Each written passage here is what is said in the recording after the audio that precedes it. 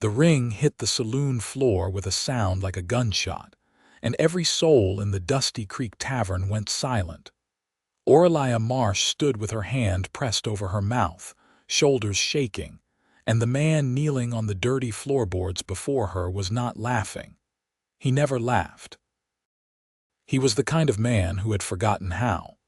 He had one knee down when the laughter started, and now, with every eye in the room burning into the side of his face, Amos Merritt lowered his second knee to the floor. The ring lay between them, small and gold, catching the amber light from the oil lanterns. It was a simple thing. He had paid $6 for it at the trading post in Laramie, and $6 represented nearly 2 weeks of wages from driving cattle across the Wyoming plains. He had carried it in his left breast pocket for 19 days, pressed against his chest like a secret that was slowly burning a hole through him. And she was laughing, not cruelly, not with malice. That almost would have been easier to bear. It was the kind of laugh that poured out of a person when they were terrified and did not know what else to do, when the world suddenly tilted so far sideways that the only response the body knew was to shake and make noise. He recognized it because he had done something similar once, a long time ago, at a moment in his life he had never spoken aloud to anyone. The laughter faded. He stayed on both knees. Someone at the bar cleared his throat. The piano player, a thin old man named Hector with tobacco-stained fingers, set his hands in his lap and stared. The barkeeper, Jonah Driscoll, leaned over the counter with his arms folded and watched with the careful stillness of a man who has learned that the most interesting things happen when nobody interferes. Sadie Davenport looked down at Amos Merritt, both knees on the floor, hat in one hand and the most honest expression she had ever seen on a human face turned up toward her, and she stopped laughing. The fear that had been hiding behind the laughter rose to the surface and sat there, raw and unprotected. She had not expected this. She had not expected any of this, which was the problem. Everything about Amos Merritt had been unexpected from the first morning. He rode into Dusty Creek on a spotted gray horse with a broken saddle strap and mud on his boots and asked her, very politely, if he could buy a meal. She had fed him eggs and salt pork. He had eaten every bite and told her it was the finest breakfast he had ever had in his life, and she had told him not to lie to a woman who was just trying to get through Tuesday, and he had said, quietly, that he was not lying. That was 8 weeks ago. The year was 1879, and Dusty Creek was not much more than a suggestion of a town planted in the wide grasslands of southern Wyoming territory, close enough to the Union Pacific Rail line that travelers pass through with some regularity, but far enough from Cheyenne that the law's attention wandered elsewhere. It was the kind of place where people landed when they were either heading somewhere specific or heading nowhere at all, and the second category was always larger. Sadie Davenport had landed in Dusty Creek 3 years earlier, following her father's death and the subsequent collapse of everything she had believed her life was going to be. She was 26 years old, which the territory considered to be on the ambitious side of unmarried. She ran a boarding house on the eastern edge of town, the former property of a preacher who had given up on civilization and walked west into the Laramie Mountains and never come back. She cooked breakfast for her boarders and maintained 6 rooms that ranged from passable to reasonably comfortable, and she was careful and self-contained and had built around herself a life that asked very little of anyone and gave back approximately the same. And then, Amos Merritt had sat down at her breakfast table and said things he meant. She had not known what to do with sincerity. It was, she had come to believe, the most dangerous thing a person could offer you because you could only be wounded by things you trusted. Now he was on both knees on the floor of Jonah Driscoll's saloon, which was where they had ended up on this particular Thursday evening, because Sadie had come in to collect payment for a debt Jonah owed her for 3 weeks of laundry work. And Amos had been sitting at a corner table, nursing a glass of water because he did not drink, which was one of 100 small details about him that had gotten underneath her skin without her permission. He was 31 years old. He had a scar that ran from the corner of his left eye to the edge of his jaw, and he had never told her how he got it. He had brown eyes that were steady in a way that made her uncomfortable, because she was accustomed to men whose eyes moved around looking for exits. His hands were large and calloused, and he used them carefully, as though he had learned at some point to be deliberate about what he reached for. She had learned these things about him the way you learn things about weather, slowly and without intending to, until one morning you simply know which clouds mean trouble and which ones will pass. "Amos," she said. Her voice came out smaller than she intended. "I know," he said. He did not get up. "I know I did that wrong. You could stand up. I will. I just want you to hear me first if you will let me. Because I have been rehearsing this for 19 days, and it still came out wrong, and I think if I stand up before I finish saying it, I will lose my nerve entirely and ride out of here and never say it at all." Jonah Driscoll made a small sound that might have been a cough or might have been something else. Hector, the piano player, appeared to be barely breathing. "Then say it," Sadie said. Amos Merritt looked up at her, both knees pressed to the gritty floor of a saloon in a town that nobody had put on any important map, and he said, "I am not a man who has very much to offer. I know that. I have got a horse and a saddle and a good rifle and not a great deal else. I have been drifting for 6 years, and I have done work I am not proud of, and I have been in places I am not proud of, and I carry things I have not told you about yet. But I have never in my life met a woman who made me want to stop moving. And you do. You make me want to stop." The saloon was so quiet that somewhere outside a horse shifted its weight against the hitching post, and they could hear it. "You make me want to stay," he said. "Not just here. Not just in this town, I mean in general, in my own life. You make me want to be in it instead of just passing through it, and I understand if that is not enough. I understand if you need more than a man with a scar and a drifter's history and $6 spent on a ring. But I needed you to know." Sadie Davenport stood very still. She was a woman who had learned caution the hard way, across years of disappointment and a handful of genuine betrayals. And the thing that frightened her most was not that Amos Merritt was saying false things. The thing that frightened her was that she did not believe he was. She reached down and picked up the ring from the floor. It was small and plain and not particularly beautiful, but it sat in her palm with a weight that had nothing to do with gold. "Get up," she said. He rose. He was taller than she always remembered when they were sitting across from each other, long in the leg and wide through the shoulders, and he stood there with his hat in his hand and waited. "I am not going to say yes tonight," she said. Something moved in his face, but he kept still. "But I am not saying no." She curled her fingers around the ring. "I am saying that you have spent 19 days deciding things without asking me what I think, and I have a great deal more to learn about you before I can give you any kind of answer, and I believe you know that." "I do," he said. "And I believe you knew it when you walked in here tonight." "Yes." "Then why did you do it?" He was quiet for a moment. The lantern light moved across his face. "Because I was afraid if I waited until I had done everything right, I would be waiting forever, and I have already lost enough time." She looked at him for a long moment, and then she put the ring in her coat pocket and said, "Come to breakfast tomorrow. We will talk." He put his hat back on. "Yes, madam." Behind her, she heard Jonah Driscoll exhale. Hector quietly began playing something soft and low on the piano, something that had no name but that sounded, just then, like something ending and something else beginning at the same time. Sadie walked out of the saloon with the ring in her pocket, and Amos Merritt stood in the amber light and watched her go. And for the first time in 6 years, he did not feel like following the road.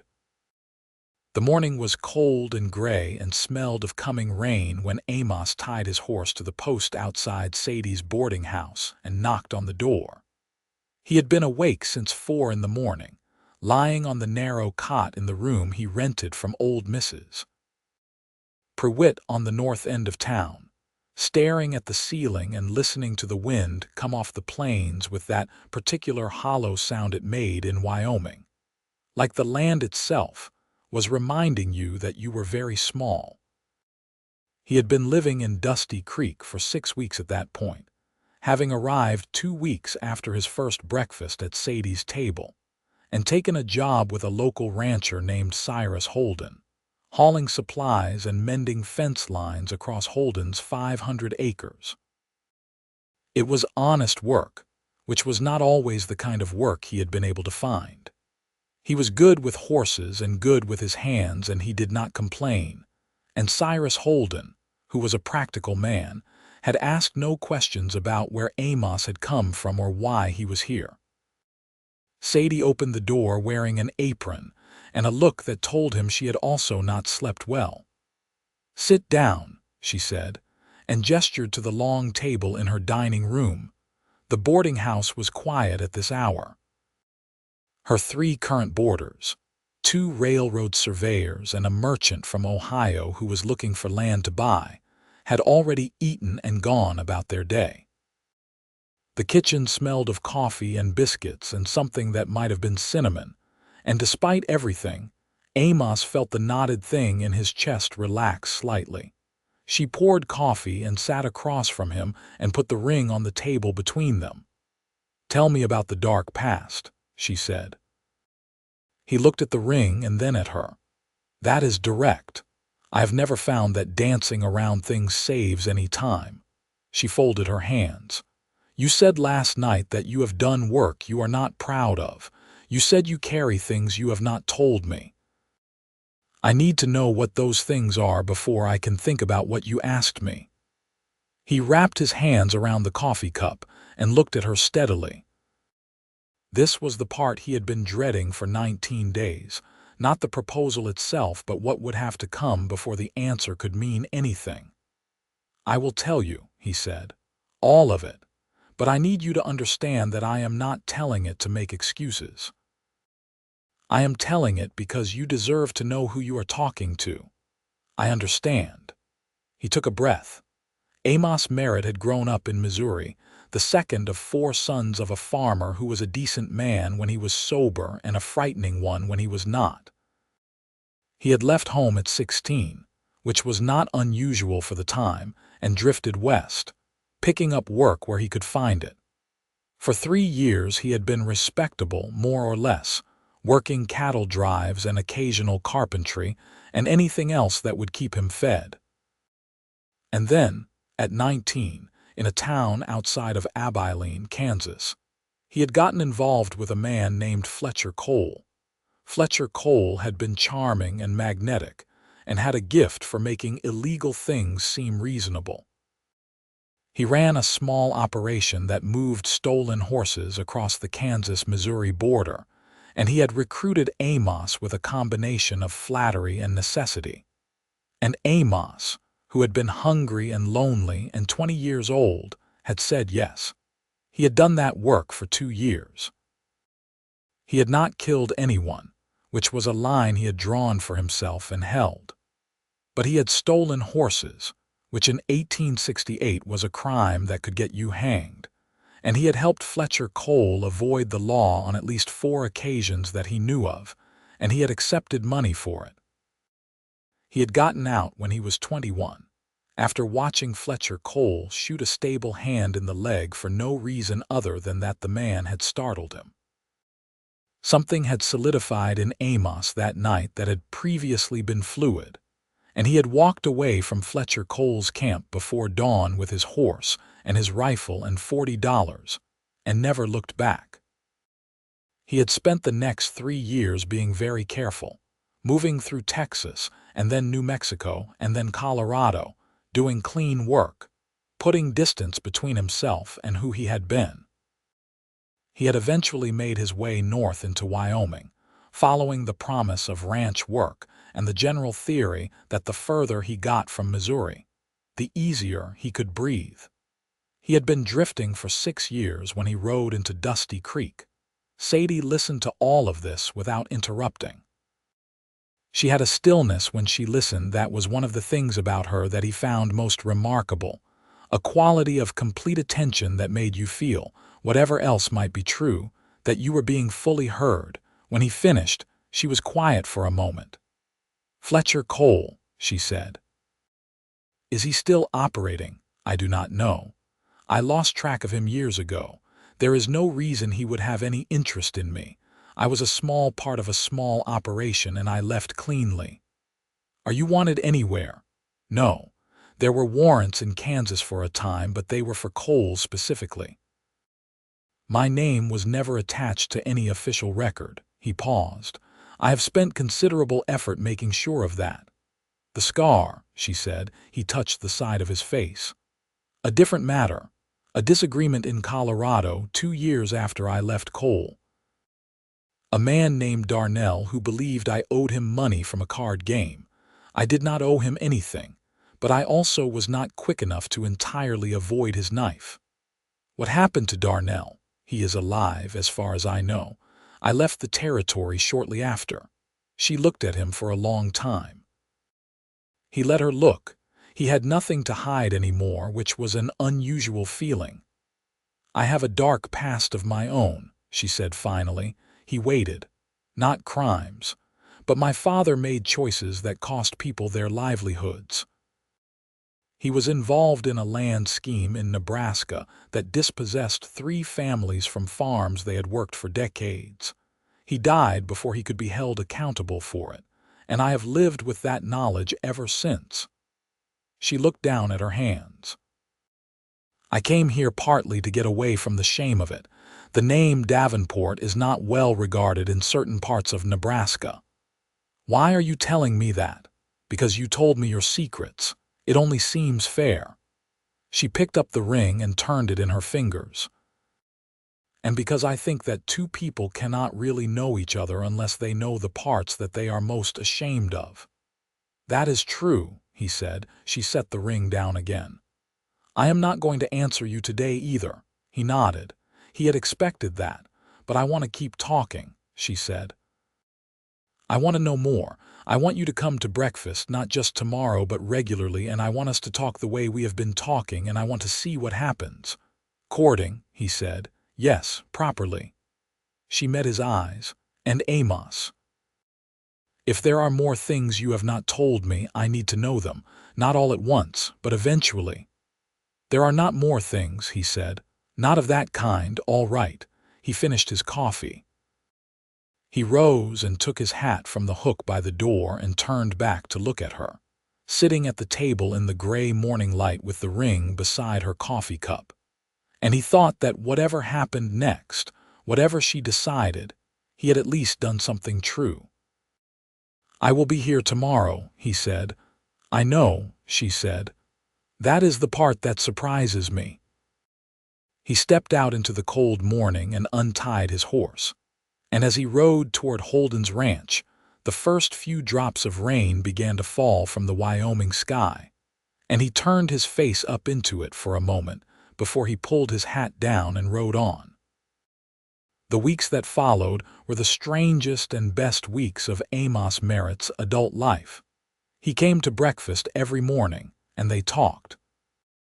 They talked the way people talk when they are discovering that the world looks different from another person's vantage point, and finding that difference thrilling rather than threatening. Sadie told him about her childhood in Nebraska, about a mother who had died young and a father who had been brilliant and charming and fundamentally unreliable, about learning to cook out of necessity and discovering that she was good at it, about deciding at some point that if she was going to be responsible for her own life, she might as well build one she could be proud of. He told her about Missouri and the cattle drives, and the particular loneliness of moving through a landscape that was always beautiful and never yours, about learning to read the stars and the grass and the behavior of horses, the way other men learn to read books, about the slow and effortful business of becoming someone he could tolerate being. They walked. Wyoming October was sharp and cold and brilliant, the cottonwood trees along the creek bed burning gold against the blue sky, and they walked along the creek path in the afternoons when his work at Holden's ranch was done, and her boarders were settled, and neither of them had any good reason to be anywhere else. He was not demonstrative in the ways she had been accustomed to from men who wanted something from her. He did not make grand gestures or flashy statements. He was simply present, thoroughly and without reservation, in a way that she found, over time, more moving than any gesture could have been. There were difficulties, because there always are. The most immediate one was a man named Warren Cade. Warren Cade was the son of a prominent Cheyenne businessman and had been pursuing Sadie Davenport with systematic and humorless determination for nearly a year. He was 28 years old, well-dressed, financially secure, and deeply accustomed to getting what he wanted. He came to Dusty Creek once a month on what he described as business, and each visit included a formal call on Sadie and an implicit reminder that he represented a future of material comfort that her current situation did not. Sadie did not love Warren Cade. She had never pretended to, and he had never asked her to, which was perhaps the most honest thing about their acquaintance. What he offered was security, and security was something she had not had enough of, and she had never been able to entirely dismiss the practical arguments in its favor.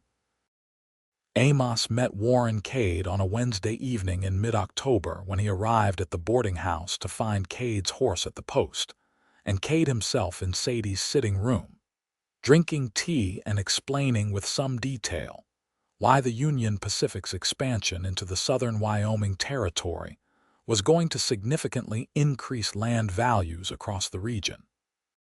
Sadie introduced them with the careful neutrality of a woman who understood exactly what was happening and had chosen not to pretend otherwise. Warren Cade looked at Amos Merritt the way a man looks at something he is not expected to find on his property. Amos looked at Warren Cade the way a man looks at something he has understood immediately and completely. "You are the ranch hand," Cade said, not rudely, precisely. "I am," Amos said. "Amos has been helping Cyrus Holden with the fall preparations," Sadie said. "He is very good with horses." "Useful skill," Cade said, and returned his attention to Sadie. Amos stayed for 20 minutes, drank tea, said very little, and excused himself. He walked back through the cold evening air to his room at Mrs. Prewitt's and sat on the edge of the cot, and thought about Warren Cade with the deliberate objectivity of a man who is trying very hard not to let his emotions make his decisions for him. He could not offer Sadie Davenport what Warren Cade could offer her. This was simply true. He had the wages from Holden's ranch and a horse and the skill of his hands and the intention of his character. And against financial security and social standing, these things were easy to undervalue. The question was whether Sadie valued them. He had not asked. He had been careful not to ask, because asking felt like pressing, and pressing felt dishonest, as though he were trying to extract from her a conclusion she had not reached freely. He decided to wait. 2 days later, she came to find him. He was at the south end of Holden's fence line, restringing wire in the cold morning, when he heard a horse and looked up to find her riding toward him on the dark bay mare she kept at the livery. She reined in and looked down at him for a moment. "Warren Cade asked me to marry him last evening," she said. He kept his face still. "What did you say?" "I told him I needed time to think." "That is a reasonable thing to say." I also told him that I was not certain my feelings were aligned with that kind of future. She paused. I thought you should know. I appreciate that. She looked out across the flat, gold-grassed land toward the mountains that stood white and permanent on the western horizon. The sky was the impossible deep blue that Wyoming produced in October, so clear it almost hurt to look at. I am going to ask you something, she said, and I need you to tell me the truth, always. If I said yes to your ring, what would your plan be, concretely, not feeling, plan? He set down the wire cutters and leaned against the fence post and considered the question seriously, because it deserved serious consideration. I would talk to Cyrus Holden about permanent employment. He has been speaking about expanding the operation and needing a foreman. I am good at that work and he knows it. He paused. I have $230 saved. That is not nothing in a territory where land is still available for homestead claim. I would look at what parcels are available within a day's ride of here. You have thought about this. I told you I had been thinking about it for 19 days. She was quiet, looking at the mountains. Warren Cade can offer me a house in Cheyenne and a husband who is never in any danger of being cold or hungry, she said. Yes, he said. What can you offer me? He looked at her directly. I can offer you someone who sees you, not the useful version of you, not the practical version. You. The woman who told me on the second morning that she wanted to see the ocean before she died, and that she had never told anyone else that because it seemed foolish for someone in Wyoming to want such a thing. I remember everything you have said to me, every conversation. Because it all matters to me. Something shifted in her expression. She looked down at him from the back of the mare with something in her face that he recognized as a woman fighting with herself. That is not a concrete plan, she said, but her voice was quieter now. No, he said. But it is the truest thing I can tell you. She held the reins for a moment, then gathered them and turned the horse. Come to breakfast tomorrow, she said, and the next day, and the day after that. I will be there, he said. She rode back toward town, and he stood in the cold, clear morning and watched her go, and turned back to the fence with the feeling that something had moved, incrementally, in a direction he had hoped for, but could not be certain of. October became November, which in Wyoming is not a gentle transition. The cold came down off the mountains with a seriousness that made the October chill feel like a gentle suggestion. The creek froze at the edges. The cottonwoods went bare. The sky took on a depth that was either beautiful or terrible depending on your circumstances. Amos had been made foreman at Holden's ranch by November's second week, which represented a meaningful increase in both his wages and his standing. And while he had not mentioned this to Sadie as a calculation, he could not pretend that the timing was entirely coincidental. Warren Cade came back in the third week of October and was given a different answer than the one he expected. Sadie told him, in terms that were polite but absolute, that she did not believe she could build a life with someone she did not love, and that she was grateful for his attentions but could not in good conscience accept them. Cade received this with the clipped dignity of a man who is angry but disciplined, and departed without making a scene, which Sadie told Amos later was more unsettling in some ways than a scene would have been. He is a man who finds rejection to be an organizational problem, she said. The kind that can be solved with sufficient application of resources. You believe he will cause trouble, she thought about it. Possibly. His family has connections to the land office and the territorial authorities. He is not the kind of man who forgets. Then we will deal with that if it comes, Amos said. He had begun to say we without noticing. So had she. The trouble, when it came from a completely unexpected direction. It arrived on a frozen Tuesday morning in November in the form of a man Amos had not seen in 10 years. He was at the trading post, picking up supplies for Holden's ranch, when he heard his name called from the doorway and turned to find a face from a life he had walked away from. The man was heavyset and wore a long buffalo coat, and his face had aged more than 10 years of time could fully explain, as though something else had been working at him from the inside.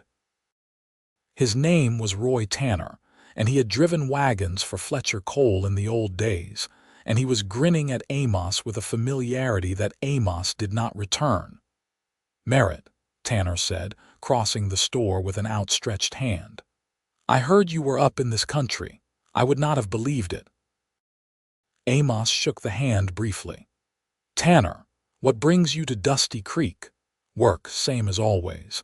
I am driving freight for an outfit out of Laramie." Tanner leaned against the counter with the comfortable ease of a man who had never carried any anxiety about who he was or what he had done. "You hear about Cole?" "No. Dead. 3 years ago down in New Mexico. Got himself shot over a remuda he was moving through Apache country." Tanner delivered this information without particular gravity. "Figured you might have heard. I had not kept track." "No, you would not have, would you?" Tanner looked at him with a knowing expression that Amos did not like. "You did a good job of disappearing. I always admired that about you. Some men can walk away and some men cannot. You walked away clean." "I walked away," Amos agreed. "You got yourself a situation here. Work?" "Yes." "And a woman, I hear." Tanner's expression became something Amos liked even less. "Runs a boarding house. Very respectable, very different from the kind of women we used to know." "What do you want, Tanner?" Tanner spread his hands. "Nothing, just a friendly conversation between old acquaintances." "Then we are done," Amos said, and picked up his supplies and walked out. He rode back to the ranch with the cold air cutting at his face, and the certainty that Tanner was not here by coincidence pressing at the back of his mind. Roy Tanner had never done anything without a purpose, and the purpose in this case was not yet visible, which was the part that required attention. He said nothing to Sadie that day. He needed to know more before he alarmed her. 2 days later, Tanner came to the boarding house. Amos heard about it that evening. He had come for supper, which was a recent and welcome development in their arrangement, and Sadie mentioned it casually while she was clearing plates. "A man came by today. Roy Tanner. Said he knew you." He set down his fork. "He was very polite," she continued, in the careful voice she used when she was not sure what she was navigating. "He said he was passing through and wanted to leave a message for you. He said he has some information about your time in Kansas that he thought you might prefer to remain private." There it was. "What did you tell him?" Amos asked.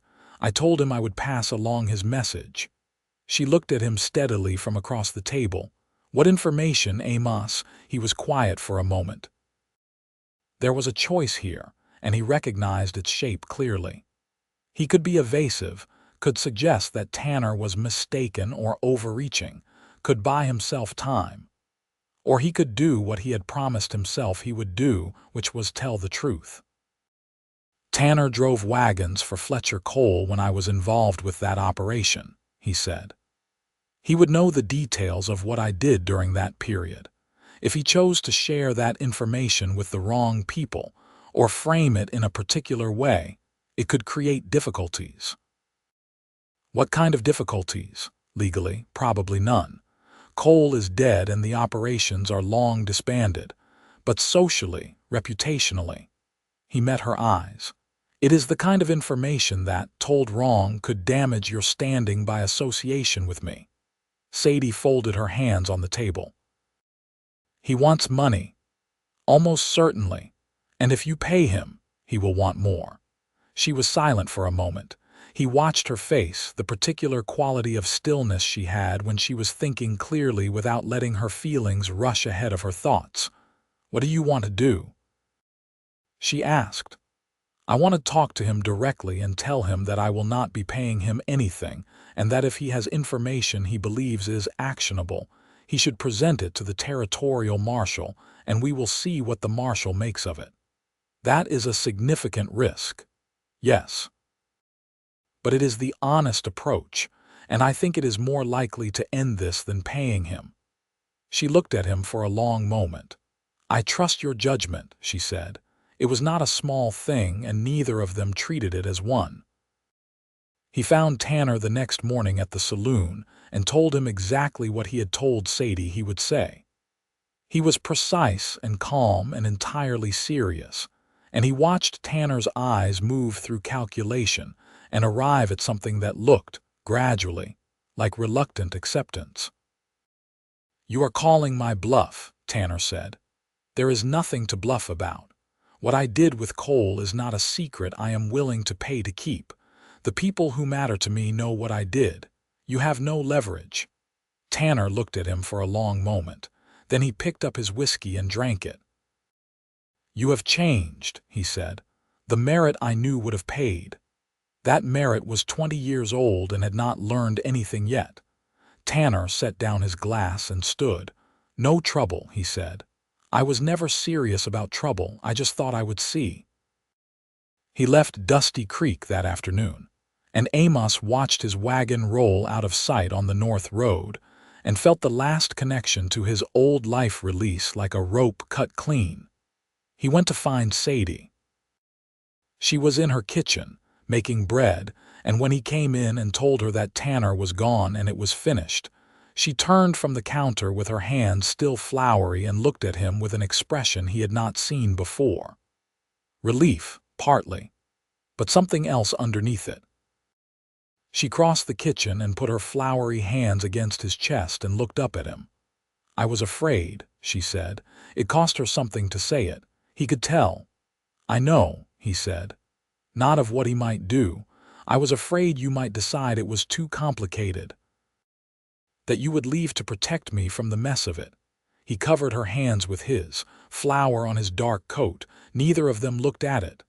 "I am not leaving," he said. She looked at him for a long, still moment. "I know that," she said quietly. "I have known that for some time. That is not the smallest thing I know about you, but it might be the most important." He was still holding her hands against his chest when she stood up on her toes and kissed him for the first time, brief and certain, and then stepped back and returned to her bread, as though the world had simply rearranged itself into a more sensible order. He stood in her kitchen for a moment and then said, "I will see you for supper." "Yes," she said, "you will." He walked out into the cold November air, and the sky was enormous above him, white and deep and running all the way to the mountains, and he thought that it was possible, after all the years and all the distance, to arrive somewhere. December came, and with it the particular quality of life that sets in when Wyoming winter takes hold of a landscape and does not apologize for it. The boarding house was warm and well kept, and Sadie had a way of managing her 3 rooms and her kitchen that created an atmosphere of ordered comfort that made her a successful landlady, and also, Amos was slowly discovering, a genuinely extraordinary woman to know. They spent long evenings in her small parlor, the wood stove throwing warmth across the room, reading and talking and occasionally playing cards with her boarders, who were a rotating assortment of travelers, and once with old Hector from the saloon, who turned out to be an unexpectedly gifted checkers player with strong opinions about whether checkers constituted a game of skill or chance. He watched her with people. She was patient with the difficult ones and warm with the frightened ones, and she had a particular gift for knowing when someone needed to be listened to and when they needed to be left alone. She ran her house with quiet authority and took no unnecessary nonsense, and she was funny in a dry, sideways manner that caught you off guard and made the humor better for it. He was completely in love with her. He had been for some time. The proposal in the saloon had not been the beginning of it, but rather a point where what had been growing in him had simply exceeded his capacity to contain it. He had not pressed her about the ring. She still had it. He knew that because she had not returned it, and because once, in passing, he had seen her put her hand into her coat pocket with an absent gesture, and what she touched there had made a brief change in her expression before she composed herself. He let it be. He was not going to rush the best thing that had ever happened to him. It was Jonah Driscoll, of all people, who brought things to a head. It was the first week of December, and Amos had stopped in at the saloon to warm his hands and drink coffee, which Jonah made unexpectedly well, when Jonah leaned over the bar and said, without preamble, "That woman is going to say yes, you know." Amos looked up at him. "I beg your pardon."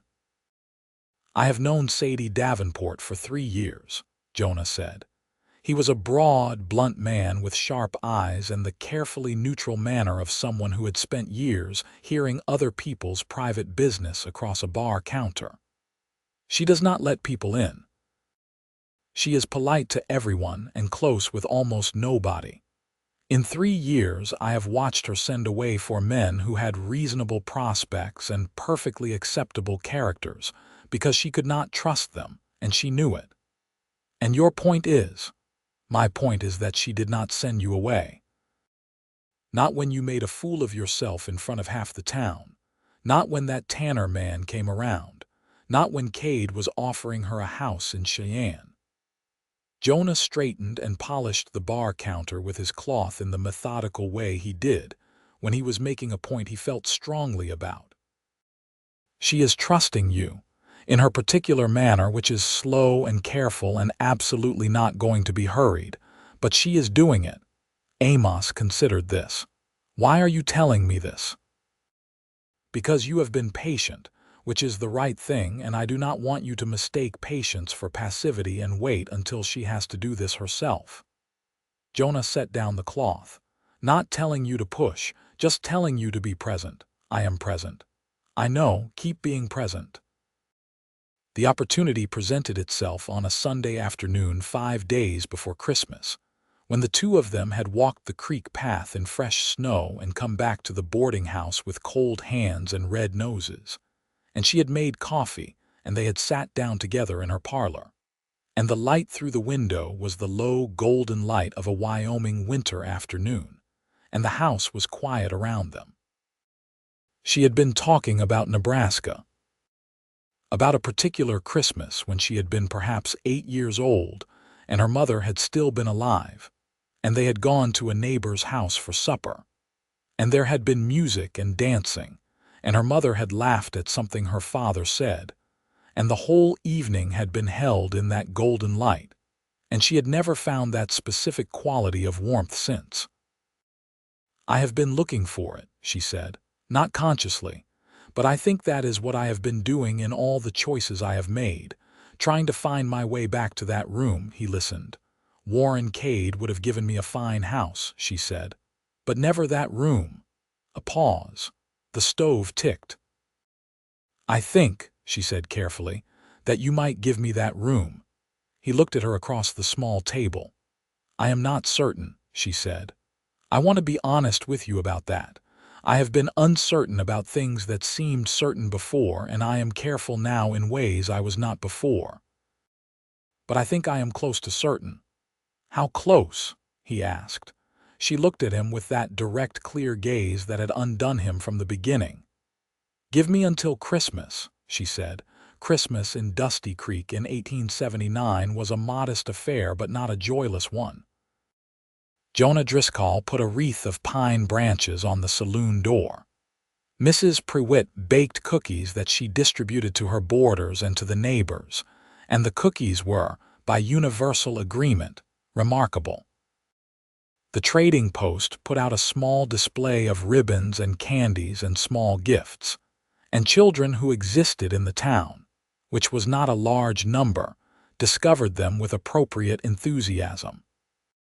Sadie decorated the boarding house with pine boughs and a string of red ribbon, and she cooked a Christmas dinner for her boarders and for Amos and for old Hector, who had no family within several hundred miles, and for Jonah Driscoll, who closed the saloon for the afternoon because, as he said, there were limits to even his mercantile commitment.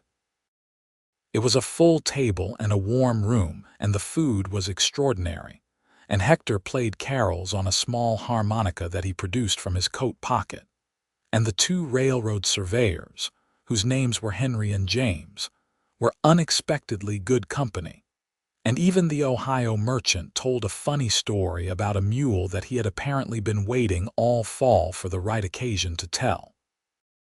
After dinner, when the table had been cleared and the boarders had drifted to their rooms and Hector and Jonah had made their way home through the cold evening, Sadie and Amos washed dishes together in her kitchen by lamplight. She handed him a plate to dry. He dried it. She handed him another. "I have been thinking," she said. "I know," he said. "I have been thinking about what a life looks like, the practical arrangements of it, but also the interior of it, what it feels like to get up in the morning and know where you are and who you are and what the day holds." She paused, her hands in the soapy water. "I have not had that for a very long time, not since my mother was alive, really. I have been competent and capable and careful, but I have not felt settled." He waited. "You make me feel settled," she said. She said it simply, as a statement of fact rather than a declaration, which was how she said most things. "Not because you provide things, not because of practical security. You make me feel settled because I know you are going to say what you mean, and you are going to stay, and you are going to tell me the truth even when it is inconvenient." She lifted a bowl from the water and looked at it without seeing it. "Those things matter more to me than any house in Cheyenne." He set down the dish towel. She turned to look at him, still holding the bowl. "I want to marry you," she said, "if the offer still stands." He looked at her for a long moment, and something moved through him that he did not have a name for precisely, but recognized as the end of a very long particular kind of cold. Then he said, "The offer stands." She put down the bowl and he put down the towel, and they stood in her kitchen in the lamplight. And it was nothing like a story and everything like real life, which is to say, it was imperfect and honest and entirely itself. He kissed her properly this time, and she kissed him back, and when they separated she had soap on her wrist, and he had flour on his coat from the Christmas baking, and neither of them was 20 years old, and everything was exactly what it was. "I have the ring," she said. "I have been carrying it for 2 months." "I know," he said. "You knew. I saw you reach for it once, in your coat pocket. I did not say anything." She looked at him with an expression that contained several things simultaneously. Then she reached into the pocket of her apron, which she was still wearing, and produced the ring, and he took it from her hand and slid it onto her finger. It fit. He had not known it would fit. He had bought it in Laramie without knowing her ring size, on instinct and hope, and it fit. She looked down at it for a moment, then she looked up at him. "You are going to stop drifting," she said. "I am stopped," he said. "I stopped 2 months ago." They told her boarders the next morning, which produced congratulations of varying sincerity from Henry and James, and a genuinely warm response from the Ohio merchant, whose name was Gilbert, and who said, with more feeling than they expected, that it was a very good thing when two sensible people found each other. They told Jonah Driscoll, who said he had told Amos so and charged them each a coffee on the house. They told Hector, who played a brief celebratory passage on his harmonica, and then returned to his checkers game with Mrs. Pruitt. Amos rode out to Holden's ranch and told Cyrus Holden, who shook his hand and asked if this meant Amos was planning on staying permanently, because he had been considering expanding the spring operation and needed someone he could depend on. "I am staying," Amos said. "Good," Holden said. "You are the best foreman I have had in 10 years. The wedding was set for late January. which gave them time to make the arrangements and gave Sadie time to reach out by letter to her 2 remaining friends in Nebraska, both of whom wrote back with warm enthusiasm and no ability to make the journey in January. The ceremony itself was performed by a circuit preacher named Walton, who came through Dusty Creek every 6 weeks and who, when informed of the upcoming event, expressed what appeared to be genuine delight. It was held in Sadie's boarding house on a Saturday afternoon, with the parlor rearranged to accommodate the dozen or so people who attended, including Jonah and Hector and Mrs. Prewitt and Cyrus Holden, and Henry and James and Gilbert the merchant, who had decided to extend his stay in Dusty Creek partly for business reasons and partly, Sadie suspected, because he was simply lonely and had nowhere pressing to be. Sadie wore a dress she had made herself from blue wool, because she was practical about most things but had wanted a new dress for her own wedding, and she looked, as the assembled company generally agreed in various private ways, remarkable. Amos wore his best shirt and his clean coat, and had gotten a haircut from the barber 2 days prior, and stood at the end of the parlor beside Preacher Walton with an expression of such unambiguous happiness that even Jonah Driscoll, who was not given to sentiment, cleared his throat several times during the ceremony. They said the words. The ring was already on her finger, so no one had to fumble for it. Preacher Walton pronounced them husband and wife, and Amos kissed Sadie Merritt in front of everyone she knew in Dusty Creek, Wyoming, and she held his face in her hands and kissed him back, and the room broke into applause that was louder than the size of the crowd should have been able to produce. They had a wedding supper at the boarding house that went until nearly 9 in the evening, which was late by Wyoming winter standards, and Hector played his harmonica, and someone found a fiddle, and the 2 surveyors turned out to know a surprising number of dance figures, and even Mrs. Prewitt danced once with Jonah Driscoll, which was a development that surprised everyone, including them. Later, when the guests had gone and the house was quiet and the stove was burning low, they sat together in the parlor in the particular silence that follows a day that has been everything you hoped it would be. "We are married," she said. She said it as though she was testing the weight of it. "We are," he said. "How does that feel?" He considered it seriously because she asked serious questions and deserved serious answers. "Like something that was supposed to happen," he said. "Not fated, I do not believe in fate, but right, like the right conclusion to a long argument." She looked at him with that small expression, not quite a smile, not quite not one. "An argument," she said, "with myself," he clarified, "about whether I was the kind of man who got to have this. And the conclusion, you are the conclusion," he said. She leaned against his shoulder, and he put his arm around her, and they sat by the cooling stove in the January quiet and listened to the Wyoming wind move around the house. And it sounded, from inside, less like loneliness and more like weather. Spring came to Dusty Creek slowly, the way it always did in Wyoming, with false starts and setbacks and late snow that had no right to exist in April, before finally committing to itself in May with wildflowers and long warm afternoons, and the particular optimism that green things returning from dead ground tends to produce in people who have spent the winter contracting against the cold. Amos and Sadie had established themselves in a life together that was, by any practical measure, working well. He had been named full foreman of Holden's ranch operation and was earning steady wages. She continued to run the boarding house, which she was not ready to give up, partly for the income and partly because she had discovered that she genuinely liked having people come and go through her house, like being someone that travelers found reliable and welcoming. They talked about land.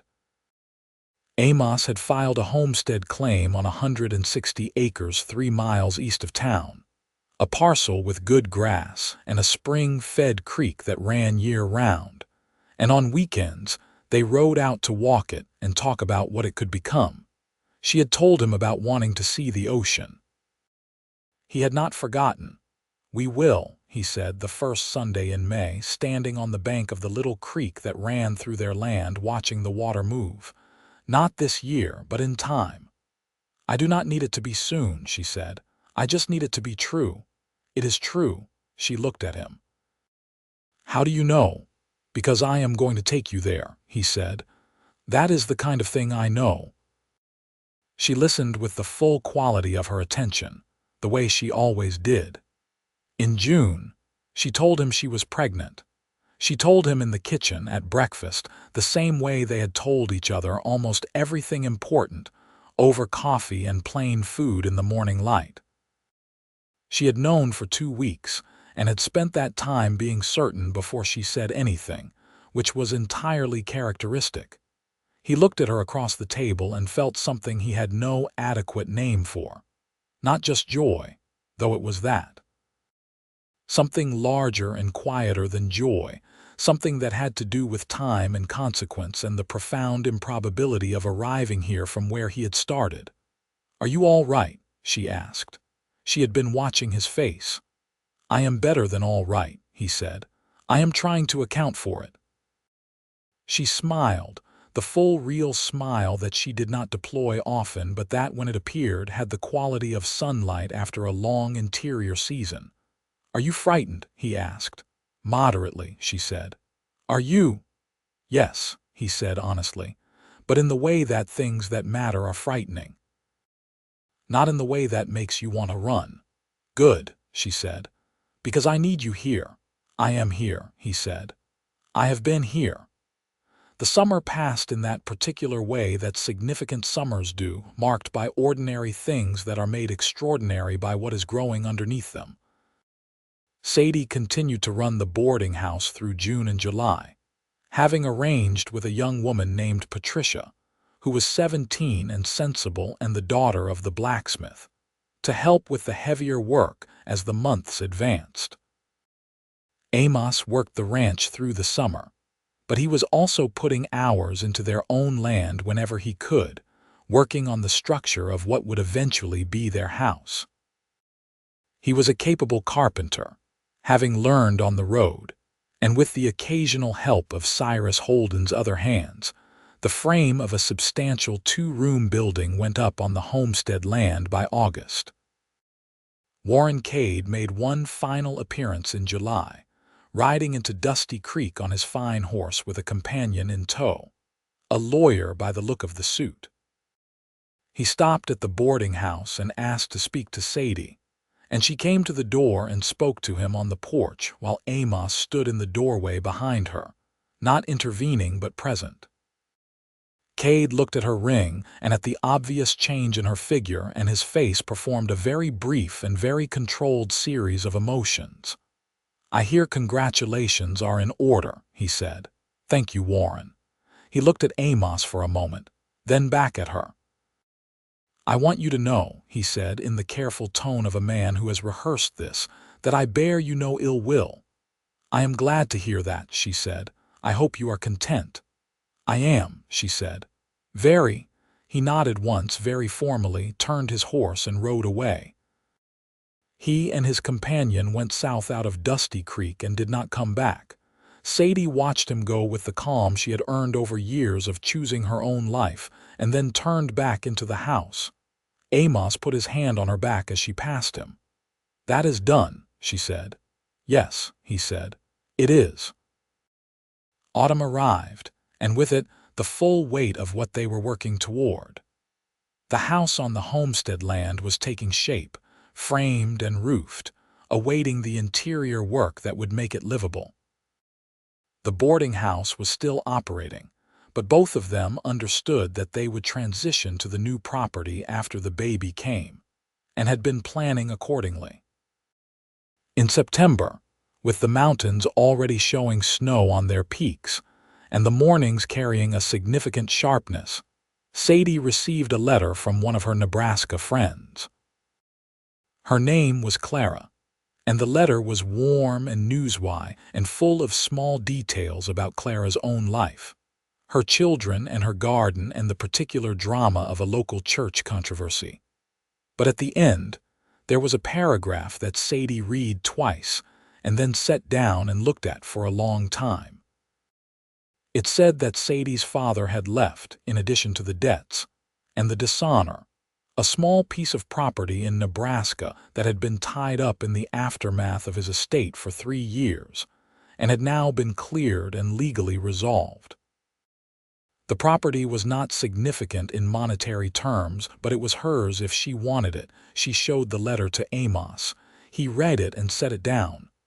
"What do you want to do?" "I do not know." She sat back. "It is from him, from my father. I have been trying to separate myself from everything that came from him for 3 years. This is land," he said. "You could sell it. The money would be useful." "Yes," she paused, "or I could keep it, hold it, as a thing that is mine regardless of how it came to exist." He waited. "He was not a good man," she said, "but he was not entirely without value either. He taught me to read, which my mother would not have thought to do. He took me to see the traveling exhibitions in Lincoln when I was small. He was not reliable, but he was not entirely absent." She looked at her hands. "I have been carrying the worst of him. Maybe I can allow myself to also carry a small piece of something neutral." "That seems like wisdom to me," Amos said. She wrote to Clara and asked her to manage the sale of the property and hold the proceeds until she could arrange for their transfer. It was a practical decision, and also a kind of quiet closure on a part of her story that had been left jagged for too long. The baby came on a cold November evening, which was in a sense fitting, given that most of the important things in Sadie's life seemed to have happened in Wyoming November. The labor was attended by Mrs. Pruitt, who had practical experience from decades of frontier life, and by the physician who served Dusty Creek and 3 surrounding settlements, a young man named Dr. Samuel Foster, who had come west from medical school in Pennsylvania 2 years prior and had already delivered more than 40 babies in the territory. Amos sat in the kitchen for 4 hours and was, by his own later assessment, in no way useful to anyone during this period, and spent most of the time being very grateful for the existence of Dr. Foster and Mrs. Pruitt. The baby was born just after 10 in the evening and announced itself with immediate and considerable volume. Dr. Foster appeared in the kitchen doorway. "A son," he said. "Mother is well. He is healthy." Amos stood up from the table so quickly that his chair fell over behind him, and he went into the bedroom and stood beside the bed where Sadie lay exhausted and entirely present, holding a red-faced and apparently furious small person wrapped in a white blanket. She looked up at him. She looked like she had been through something enormous, which she had. She also looked entirely like herself. "A boy," she said. "I hear," he said. His voice was not entirely steady, which he did not try to control.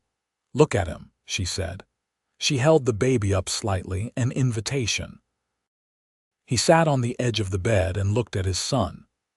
The baby had stopped screaming and was now simply existing with tremendous focus, as though the act of existing required all his available concentration. He had dark hair, which surprised Amos, and very small fists, which did not surprise anyone. "What do we name him?" Sadie asked. They had talked about names, as people do, but had not settled on one. He looked at the small, serious face of his son and thought about what it meant to give a person a name, which is the first thing you give them that is entirely from you. "Thomas," he said. "After your father, if you are willing." She looked at him. He had not prepared her for this. "Why?" "Because you just accepted a piece of land from him. Because you have been carrying the worst of him, and I think maybe it would be a relief to carry something else. And because it is a good plain name for a boy who will need to make his own meaning in it." He met her eyes. "But only if you want to." She was quiet for a moment, then she looked at the baby. "Thomas," she said softly, trying it. The baby showed no strong opinion. "Thomas Merritt." "Yes," Amos said. "All right," she said. "Thomas." The winter of 1879 to 1880 was a long one, as Wyoming winters tend to be, but it was not without its compensations. They moved into the homestead house in early December. The interior rooms now finished enough to be genuinely comfortable, with a wood stove in the main room that threw heat in a wide radius, and a kitchen that Sadie had arranged with the methodical care of a woman who spends a great deal of time in her kitchens and knows exactly what she needs. The boarding house was handed over to Patricia, the blacksmith's daughter, who had shown over the course of the summer and fall that she had a real aptitude for the work and was eager to take it on, under an arrangement that gave Sadie a share of the income for 2 years in exchange for the property's use. It was not a perfect arrangement, but most arrangements in the Wyoming Territory in 1880 were improvisations between what you needed and what you had, and this one served everyone reasonably well. Thomas Merritt was a vigorous and opinionated infant who made his preferences known with admirable directness, and had, by February, begun to demonstrate a capacity for charming everyone in his vicinity that his father recognized as having come entirely from his mother's side. Jonah Driscoll came out to the homestead in February with a bottle of good whiskey for Amos and a jar of honey for Sadie, and spent a Sunday afternoon sitting at their table eating her bread and discussing the latest territorial politics with the enthusiasm of a man who found other people's problems genuinely interesting. "You know," he said before he left, "I thought about it. The night you got down on both knees in my saloon, I thought you were the most embarrassing thing I had ever seen in 12 years of keeping that bar."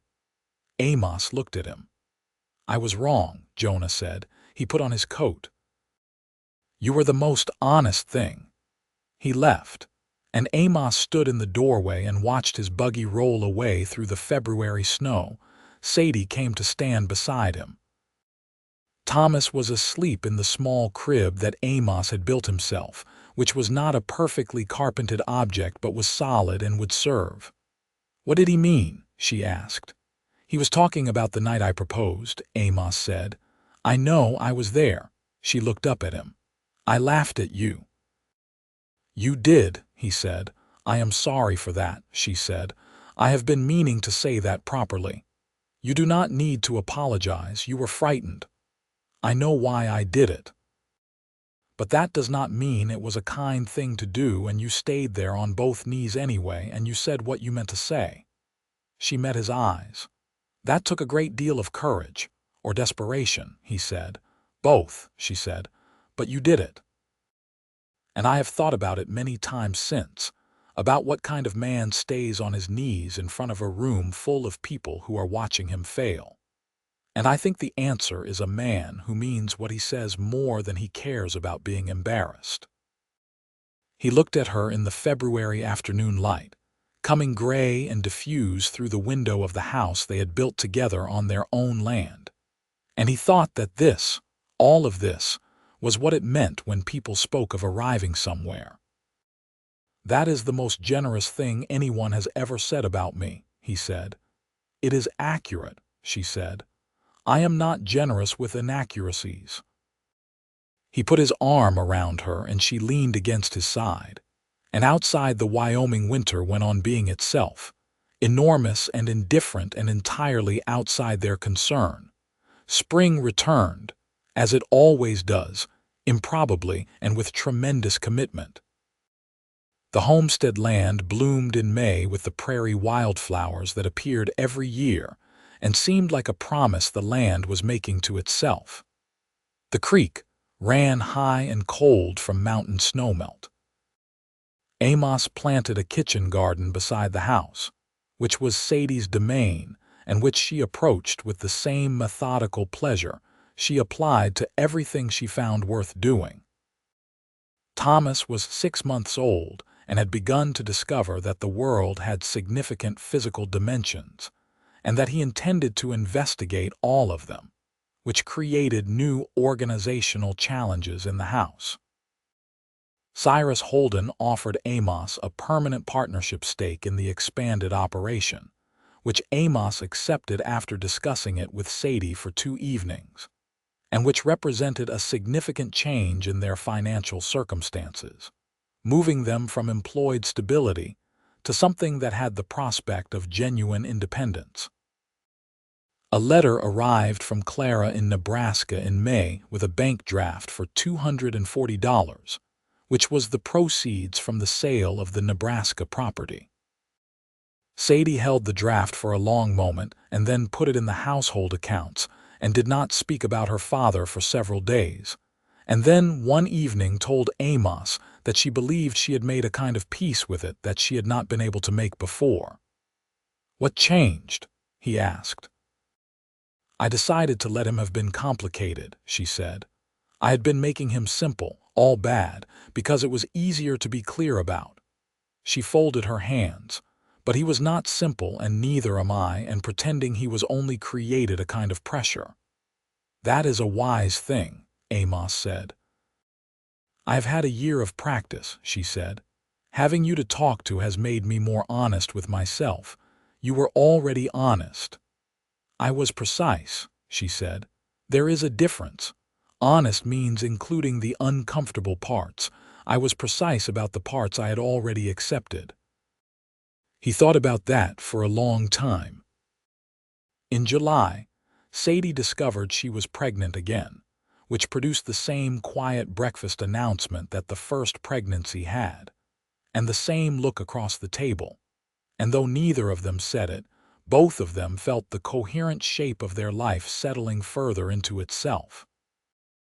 Thomas, at 8 months, was deeply suspicious of this information, though he could not have articulated it. The second pregnancy was a good one, physically uncomplicated and accompanied by the established rhythms of their life on the homestead, by the work of the ranch and the kitchen garden, and the long summer evenings when Thomas crawled across the wooden floor with tremendous purposefulness, and the prairie light came through the windows in wide, warm bars.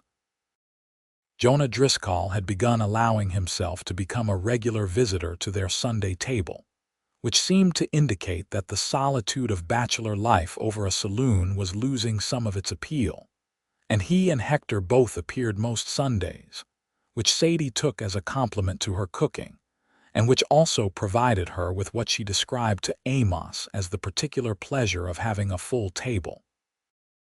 "I miss this," she said one Sunday evening after the guests had gone, washing dishes while Thomas slept and Amos dried. "A full table. I had it in the boarding house, but that was different. This is mine." "Ours," he said. She handed him a cup and looked at him sideways. "Ours," she agreed, and the word had a warmth in it that belonged to its specific meaning. The second baby came in February of 1881, on a day that was deeply cold and absolutely clear, with a sky of the particular sharp blue that Wyoming produced on its cleanest winter days.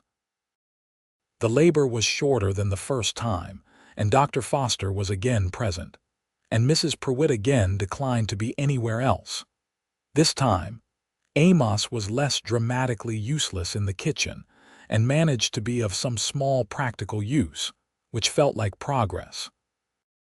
The baby was a girl, which neither of them had predicted, and both found themselves unexpectedly delighted by.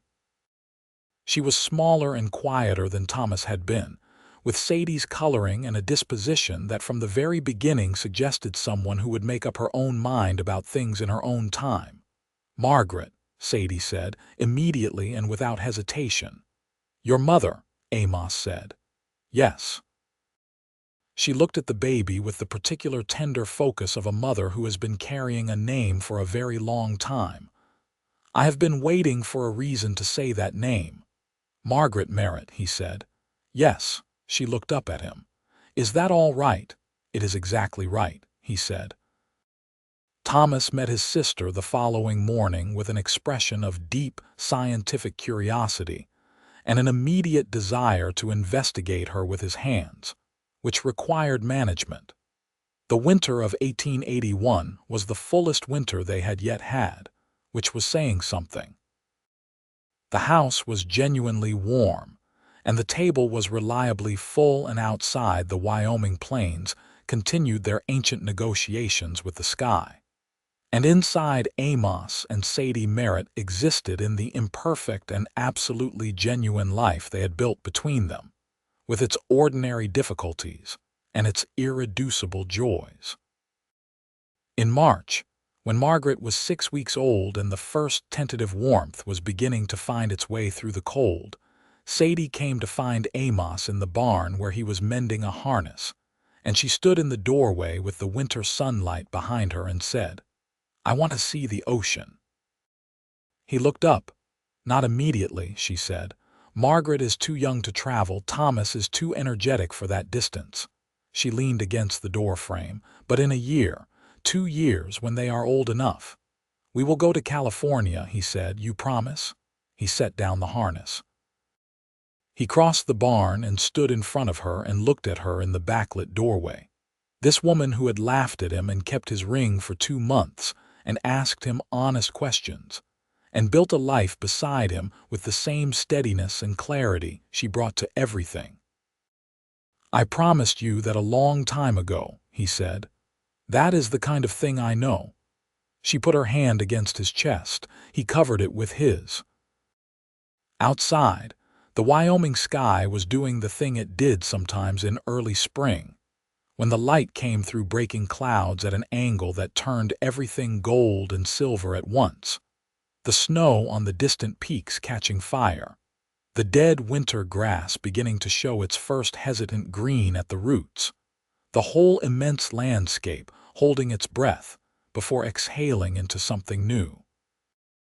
In the year 1883, on a morning in September, Amos Merritt put his wife and his children on a train in Cheyenne that would take them west through the mountains and eventually to California, to a town on the coast where a man he knew from the cattle drives had settled and owned a boarding house, and where you could, on clear days, see the horizon where the water met the sky at the end of the world. Thomas was 3.5 years old and had opinions about the train that were extensive and largely positive. Margaret, at 2, accepted the experience with the equanimity she brought to most things, though she required her mother's arm for the mountain tunnels. Sadie sat with her children on the train seat and watched Wyoming fall away behind them, and then the mountains rose, and the train moved through them with the magnificent impracticality of the Union Pacific. And on the far side the land opened into desert, and then into a different kind of country entirely, greener and softer, until in the middle of an afternoon 3 days after they had left, she saw the light change above a low line of hills and said, "We are close, aren't we?" "Yes," Amos said. And then the hills broke and the Pacific was there, an expanse of blue and silver and gray so large and so quiet that it seemed less like a body of water and more like a statement about the nature of things, about the scale of what exists beyond any particular life's concerns. Sadie stood on the cliff above the water with the wind in her hair and the salt smell of it and the sound of waves against rock far below, and she was quiet for a very long time. Thomas, held firmly by his father's hand, was also quiet, which was unusual enough that it seemed meaningful. Margaret stood beside her mother and looked at the ocean with her serious dark eyes and said, in the way she had of arriving at observations without any apparent preparation, "Big." "Yes," Sadie said, "very big." She looked at Amos. He was already looking at her. She reached out and took his hand. They stood on the California cliff in the September afternoon with their children, and looked at the enormous water that she had wanted to see since before she had come to Wyoming, since before her father had lost everything, since before she had run a boarding house in a small town on the plains, since before a drifting man with a scar and an honest face had gotten down on both knees on the floor of a saloon and refused to let his pride stop him from saying true things. "Thank you," she said. "You do not need to thank me," he said. "I know. I am doing it anyway." The wind moved through the grass on the cliff top. The water went on forever. Behind them, Thomas had found something of interest in the rocks and was investigating it with the thoroughness he applied to everything, which meant it would be several minutes before he became a practical concern. She leaned against Amos's side and looked at the horizon where the water went away into the sky. And she thought that this was it. This was the room she had been trying to find her way back to since she was 8 years old. This quality of warmth that had nothing to do with the temperature and everything to do with knowing exactly where you are and who is beside you. She had found her way back to it in Wyoming, which was the last place she had expected to find anything. She had found it in a boarding house kitchen and on a frozen creek path, and in a saloon floor, and in every honest morning since then. She had found it in a man who had been embarrassed in front of a room full of people and gotten down on both knees anyway, because the truth was more important to him than the audience. "What are you thinking?" he asked. "That I was wrong about you," she said. "Wrong how?" "On that first night." "In the saloon." She turned to look at him. "When I laughed, I thought you were offering me a kind of certainty you could not have. I thought no one could promise to stay because no one ever had. But you were not promising certainty." She paused. "You were promising effort. You were promising that you would keep choosing it, and that is something different, and it turned out to be true." He looked at her with the steady brown eyes that she had come to know as well as her own reflection. "It is still true," he said. "I know," she said. She turned back to the ocean. Thomas called from the rocks that he had found something alive, which required investigation. Margaret, sensing activity, began moving in that direction with purposeful small steps. Amos went to gather them back from the cliff edge, and Sadie heard him talking to Thomas about whatever small creature had been discovered in the rocks, patient and interested. And she stood a moment longer in the wind with the ocean in front of her and the sound of her family behind her. Then she turned around and went back to them. They stayed 3 weeks on the California coast, which was 3 weeks of salt air and fog and the sound of the ocean at night through the window of their rented rooms. And Thomas and Margaret learned the edges of the Pacific with the systematic thoroughness of children who have been told that this is the most important thing they have seen so far, and were taking that assessment seriously. On the last evening, they walked along the water at low tide, the 4 of them, with the sun going down over the ocean in colors that seemed excessive but were entirely real. And Thomas, holding his father's hand, looked up and asked where the water went. "To the other side of the world," Amos said. Thomas considered this with the gravity it deserved. "Can we go there?" "Not today," Amos said. "But someday, maybe. After we go home, after we go home." Thomas appeared satisfied with this. They went home. The Wyoming plains met them like something that had been waiting. The wide sky and the particular quality of light, and the smell of grass and cold water that was. Both of them understood without saying so. Theirs in a way that no other landscape would ever be. Their own land with the house they had built, and the creek that ran through it and the mountains to the west, holding their permanent white home. Thomas ran from the wagon toward the house without looking back, as he had been known to do, because he trusted implicitly that everyone would follow. Margaret stood in the wagon bed and looked at the homestead with the serious returning attention of someone cataloging what has changed in an absence. Nothing had changed. Everything was exactly as they had left it. Amos helped Sadie down from the wagon, which was something he had done hundreds of times, and she put her hand in his and stepped down and stood on their own ground. "We are home," she said. "We are," he said. She looked at the house and the garden and the long grass running to the creek and the mountains beyond. And she looked at her children moving toward the door. And she looked at the man beside her, who had gotten down on both knees in a saloon 6 years ago with a $6 ring and a scar and the most honest face she had ever seen. "I am glad I did not say no," she said. He looked at her sideways. "You did not say no, you said not yet. It amounts to the same risk on your part." "Yes," he said, "it did." He picked up their bags from the wagon and carried them inside. The door closed behind him. Outside, the Wyoming sky did what it always did, which was to extend to every visible edge of the earth and burn with the last color of the day, indifferent and beautiful, enormous above the small, deliberate life of two people who had, against considerable odds and by the effort of their own honesty, found their way to each other and chosen, every morning since, to stay.